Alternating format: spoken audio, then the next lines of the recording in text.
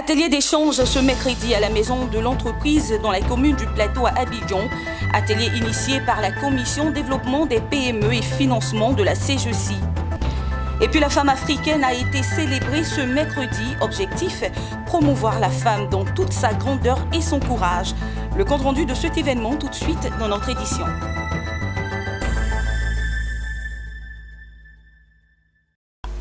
Toujours un plaisir de vous retrouver pour le journal. Madame, Monsieur, bienvenue.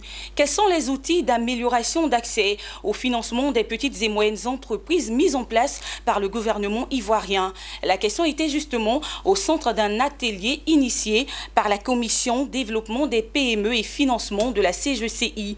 Une rencontre au cours de laquelle Marcelin Zinsou, conseiller technique au secrétariat d'État chargé de la promotion des petites et moyennes entreprises, a proposé quelques solutions aux entrepreneurs.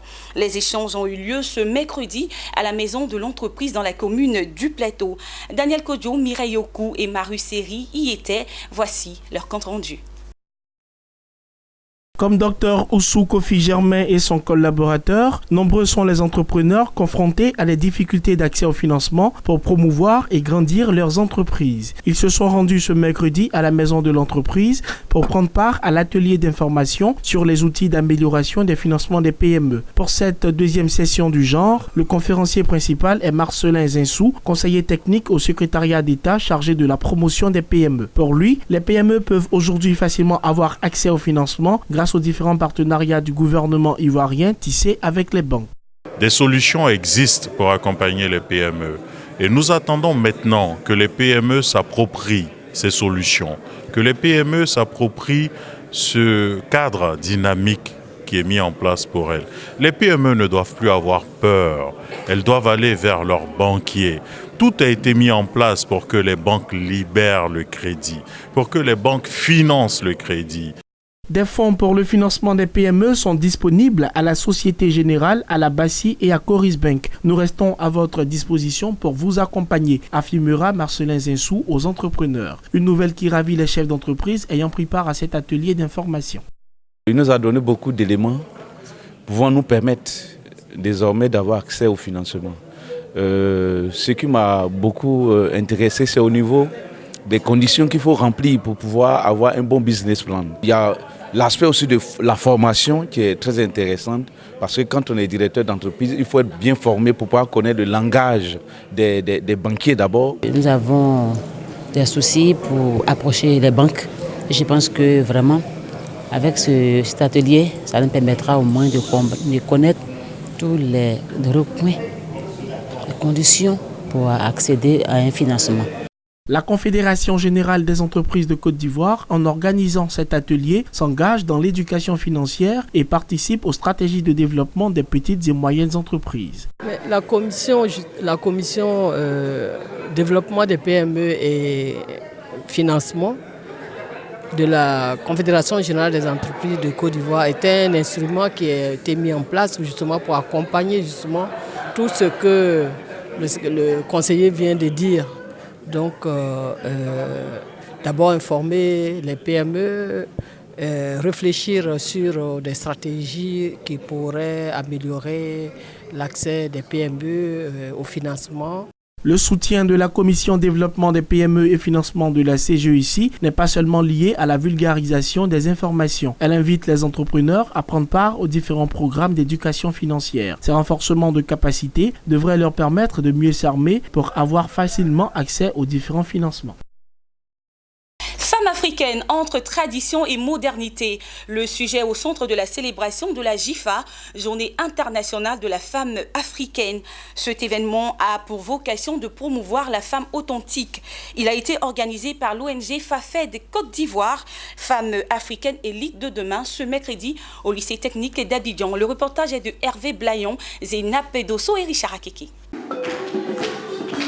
Rester soi-même. La célébration de la Journée internationale de la femme africaine donne l'occasion aux femmes d'affirmer leur identité. Cet idéal a été réaffirmé par la présidente de l'ONG FAFED Côte d'Ivoire, Femme africaine élite de demain. Pour Florence Tano, la femme africaine ne doit guère renier ses origines en s'ouvrant à la modernité. C'est donc aux femmes africaines d'honorer la mémoire de ces pionnières qui en 62 ont imaginé qu'une organisation de femmes africaines s'imposait. C'est notre devoir. Et c'est pour cela qu'aujourd'hui, nous célébrons cette journée-là pour marquer les consciences. Surtout demander à la femme africaine de manifester son identité culturelle africaine. Il ne s'agit pas d'aller au concert des nations les mains vides ou bien avec les armes des autres. Quand je parle d'armes, je parle de la connaissance de l'autre. Mais tout en nous mettant dans le modernisme, avec le savoir moderne, nous devons puiser dans nos traditions tout ce qui est positif et faire un savant mélange. La deuxième chose, la femme africaine doit réenfanter l'Afrique. Et pour nous, pour réenfanter l'Afrique, il faut partir avec ces outils. Des femmes leaders engagées dans la promotion du genre se sont tenues aux côtés de Florence Tano pour magnifier la femme authentique. Selon Yolande Lidakone et Rachel Gogwa, la journée internationale de la femme africaine est une invitation à un retour aux sources. Objectif, promouvoir la posture originale de la femme africaine. Cette thématique qui sera débattue aujourd'hui au cours de la journée internationale de la femme africaine vient donc à propos pour amener les femmes à prendre conscience des valeurs africaines, de nos valeurs africaines. Moi, je suis pour la femme africaine authentique, la femme ivoirienne authentique, qui ne fait pas des choses contre nature. Il y a des choses positives chez nous, gardons-les. Il y a des choses positives chez eux, prenons ça et on fait un mélange. Mais on ne doit pas, moi je ne peux pas me renier. Les participants à cette commémoration saluent l'opportunité de cette journée en ce qu'elle est une lucarne de vulgarisation du courage de la femme. Pensons que c'est une très bonne initiative et il faut encourager l'initiatrice de cette journée, Mme Tano, en l'occurrence Mme Tano, parce que c'est une occasion de retrouvailles. Je trouve que ce genre de célébration est important, c'est très important pour les femmes et pour toute la société, dans la mesure où elles se retrouvent pour échanger autour d'un certain nombre d'expériences qu'elles vivent en tant que leader. Le gouvernement ivoirien apporte son soutien à cette initiative visant la célébration de la femme africaine.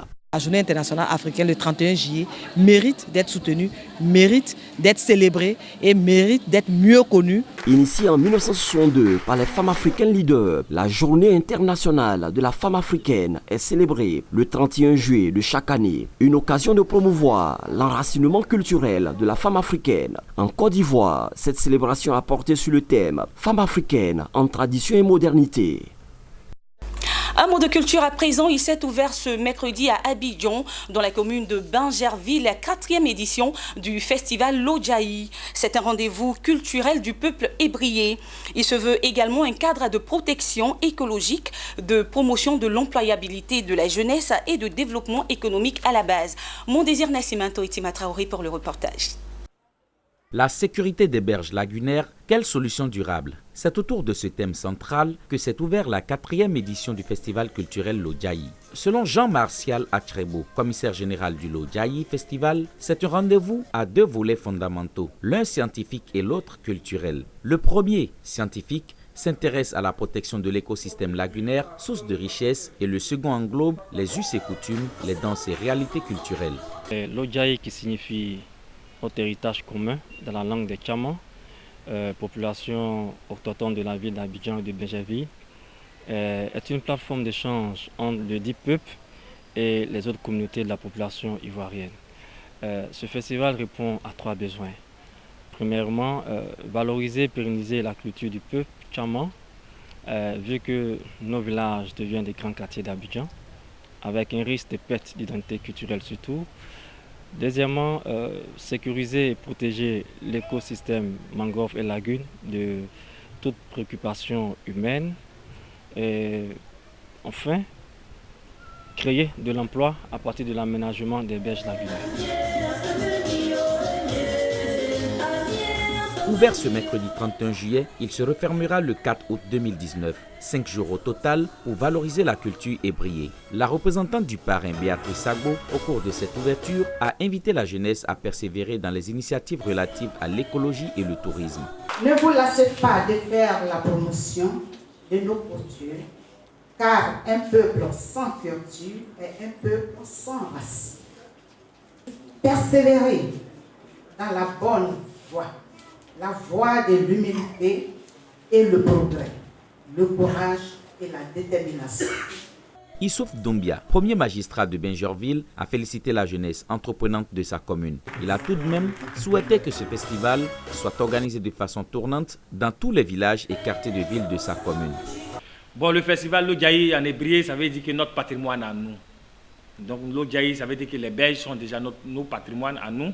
Donc il faut qu'on aménage notre patrimoine pour bien vivre.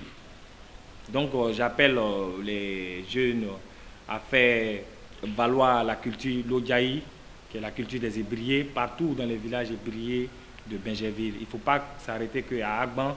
L'année prochaine, je souhaite que la 5e édition se fasse à Anna et à Bata, à Santé, à Djamé Bingerville et à Kofiko, parce que nous vivons aussi avec des Atiers et des Apollo à Bingerville ici. Le festival Lodjaï, 5 jours durant, sera la plateforme de réflexion sur l'écologie, la culture, la gastronomie, les concours d'aménagement de berges lagunaires, concours de danse traditionnelle, de musique urbaine et surtout le concours de beauté féminine en pays ébrié à Bingerville. En image pour finir, une zone industrielle d'exportation va voir le jour au Niger. Le pays entend devenir plus attractif et par ricochet accroître son confort économique. Notons que la création de cette zone franche offrira d'innombrables opportunités économiques tant pour le pays que pour les investisseurs. Et puis la Guinée bénéficiera d'un financement de 80 millions de dollars de la part de la Banque mondiale. La nouvelle aide a été octroyée via 2 accords de financement signés le lundi dernier. Le premier accord de 50 millions de dollars devrait concerner le secteur de l'éducation. Le second financement de 30 millions permettra quant à lui de renforcer les capacités des petites et moyennes entreprises à générer des revenus et à créer des emplois. Et voilà, c'est la fin de ce journal. Merci de l'avoir suivi. Les programmes se poursuivent sur Business 24 Africa. Au revoir.